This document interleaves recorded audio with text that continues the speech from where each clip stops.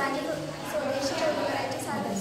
मत्स्योद्योग केवळ मच्छीमारच नव्हे तर जाळे बनवणे, बोटी बांधणे, मासे विकणाऱ्या महिला, वाहतूक करणारे लोक या सर्वांचा सहभाग असतो. हे सर्व लोक स्थानिक स्वदेशीय कौशल्यावर आधारित आहेत.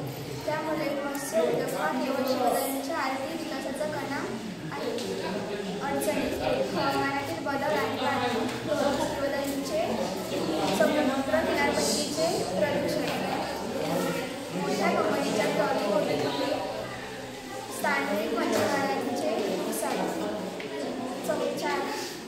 इंधनाची वाढती दर. उपाय व सुधारणा: 1. सरकारकडून लहान मच्छीमारांना आर्थिक मदत. 2. मत्स्य सहकारी संस्था स्थापन करणे. 3. सौर ऊर्जेवर चालणाऱ्या बोटींचा वापर.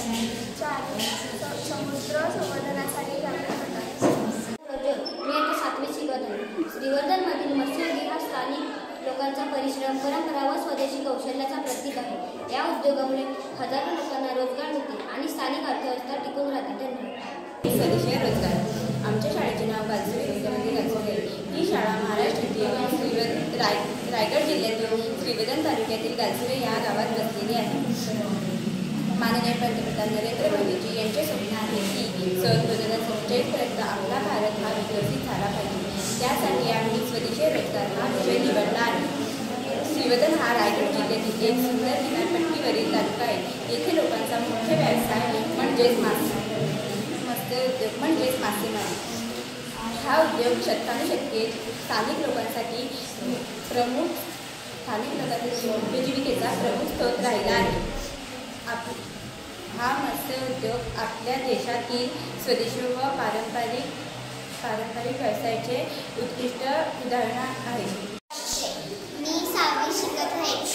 श्रीवर्धन परिसरात लहान बोटी, होड्या, जाळे, ट्रॉली बोटी वापरून मासेमारी केली जाते. मच्छीमार सकाळी समुद्रात जाऊन विविध प्रकारचे मासे पकडतात. सुरमई, बांगडा, पोल्ट्री, पापलेट, बोंबील इत्यादी. पकडलेले मासे स्थानिक बाजारात विकले जातात किंवा सुकवून इतर भागात पाठवले जातात. धन्यवाद. स्थानिक स्वदेशी रोजगाराचे साधन. मत्स्योद्योग केवळ मच्छीमारच नव्हे तर जाळे बनवणे,